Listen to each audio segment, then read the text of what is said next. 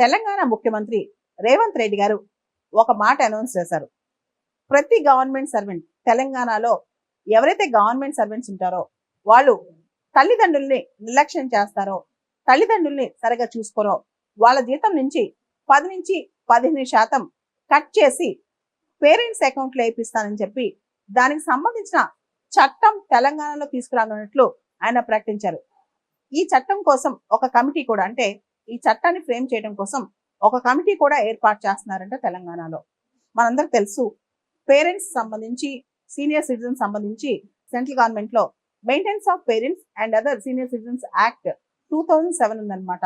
దీనిలో భాగంగా పేరెంట్స్ ని ఖచ్చితంగా చూసుకోవాలి, లేదా పేరెంట్స్ వాళ్ళు మెయింటైన్ చేసుకోలేని పరిస్థితిలో వాళ్ళకి పిల్లలు మెయింటెనెన్స్ ఇవ్వాలన్నమాట.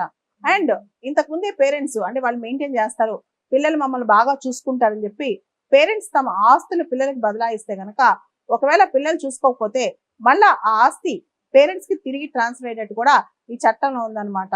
మనం చూస్తే మన భారత సంస్కృతి ప్రకారం మన సమాజంలో ఖచ్చితంగా తల్లిదండ్రులు చూసుకోవాల్సిన బాధ్యత పిల్లలకు ఉంది. ముఖ్యంగా ఎవరైతే తమను తాము మెయింటైన్ చేసుకోలేరో, ఎవరైతే తమను తాము పోషించుకోలేరో ఆ టైంలో పేరెంట్స్ చూసుకోవాల్సిన బాధ్యత ఉంటుంది అనమాట. మన కల్చర్ లో కూడా ఒక కథ బాగా వినిపిస్తా ఉంటుంది, శ్రవణ కుమారుడు కథ అనమాట. శ్రవణ కుమారుడు తల్లిదండ్రుల్ని కావడి మీద పెట్టుకుని పిలిగ్రిమేజ్ తీసుకెళ్తా ఉంటాడనమాట. దారిలో తల్లిదండ్రులకి దాహం అవుద్ది. దాంతో ఈ అబ్బాయి మంచినీళ్ళు తేవడానికి వెళ్తే దశరథ మహారాజు ఈ బాబుని, శ్రవణ కుమారుడిని ఒక ఎనిమల్ అనుకుని దశరథ మహారాజు శ్రవణ కుమారుడిపై పొరపాటున బాణం వేస్తాడు. దాంతో శ్రవణ కుమారుడు చనిపోతూ, మా అమ్మ మా నాన్న దాహంతో ఉన్నారు, ముందు వాళ్ళకి వాటర్ ఇవ్వండి అని అడుగుతాడనమాట.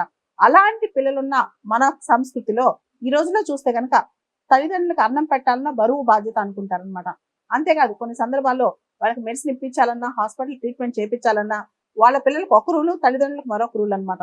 సొంత పిల్లల్ని చూసుకున్నట్టు తల్లిదండ్రులు చూసుకోవట్లేదు ఈ రోజుల్లో ఉన్న యువత. దీంతో తల్లిదండ్రులు కష్టాలు ఎదుర్కోవాల్సి వస్తుంది అనమాట. ముఖ్యంగా చాలా మంది తల్లిదండ్రులు తమను తాము పోషించుకోలేని పరిస్థితిలో పిల్లల మీద ఆధారపడతా ఉంటారు. వాళ్ళకి కనీస పోషణ కూడా ఇవ్వని పిల్లలు చాలా మంది మన దేశంలో ఉన్నారు. దీనికి సంబంధించి ఇతర దేశాల్లో కూడా చట్టాలు ఉన్నాయి. ఉదాహరణకి సింగపూర్ లో మెయింటెనెన్స్ ఆఫ్ పేరెంట్స్ యాక్ట్ ఉందన్నమాట. 60 సంవత్సరాలు పైబడిన పేరెంట్స్ కి వాళ్ళ దగ్గర మెయింటైన్ చేసుకోవడానికి డబ్బు లేకపోతే పిల్లలు వాళ్ళని పోషించాలి. అదే విధంగా చైనాలో protection of rights and interest of elderly people అని చెప్పి ఒక చట్టం ఉంది.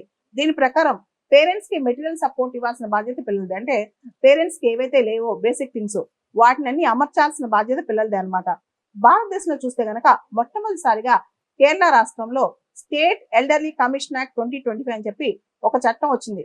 ఆ చట్ట ప్రకారం కేరళలోని సీనియర్ సిటిజన్స్ కు ఒక ప్రత్యేకమైన కమిషన్ పెట్టారనమాట.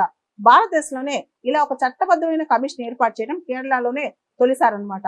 అయితే రేవంత్ రెడ్డి గారు ఇచ్చిన స్టేట్మెంట్ ఏదైతే ఉందో, ఎవరైతే గవర్నమెంట్ సర్వెంట్స్ తెలంగాణలో ఉన్నారో వాళ్ళు తల్లిదండ్రులను కనుక చూసుకోకపోతే, వాళ్ళు మెయింటైన్ చేయకపోతే, తల్లిదండ్రులు తమను తాము సపోర్ట్ చేసిన స్థితిలో లేకపోతే వాళ్ళ యొక్క జీతాల్లోంచి 10 నుంచి 15% కట్ చేసి పేరెంట్స్ అకౌంట్ లోకి వేపిస్తామని చెప్పి. అయితే దీనివల్ల పిల్లల మనసులో మార్పు వస్తా. యాక్చువల్లీ పేరెంట్స్ ని చూడటం అనేది మోరల్ ఆబ్లిగేషన్, అది కనీస మానవ కర్తవ్యం. మనం ఎవరైతే కన్నారో వాళ్ళకి ఆహారం లేని పరిస్థితిలో, బేసిక్ నీడ్స్ లేని పరిస్థితిలో వాళ్ళని చూసుకోవడం అనేది మన కర్తవ్యం అనమాట. అటువంటి కర్తవ్యాన్ని కూడా చట్టబద్ధంగా లా చేసి వాళ్ళని ఫోర్స్ చేయాలా ఒకసారి ఆలోచించాలి. అంటే మన సమాజం ఎట్టిపోతుంది, కనీస మానవ ధర్మం కూడా మర్చిపోయి ప్రవర్తిస్తున్నామనే చెప్పాలన్నమాట. పేరెంట్స్ ఎట్టిపోయినా పర్లేదు, వాళ్ళు ఏం తిన్నా పర్లేదు, మనం బాగుంటే చాలు అనుకునే సమాజంలో మనం ఇంకా ఉన్నాం. ఎందుకంటే మన సంస్కృతిలో తల్లి, తండ్రి, గురువు, దైవం, ఈ తర్వాతే ప్రపంచం లేదన. అలాంటప్పుడు వీళ్ళనే మనం ఇగ్నోర్ చేసి కనీసం భోజనం పెట్టకుండా ఉంటే ఇది ఏమాత్రం ధర్మం, ఎలాంటి ధర్మం అని చెప్పి కూడా మనల్ని మనం ప్రశ్నించుకోవాలి.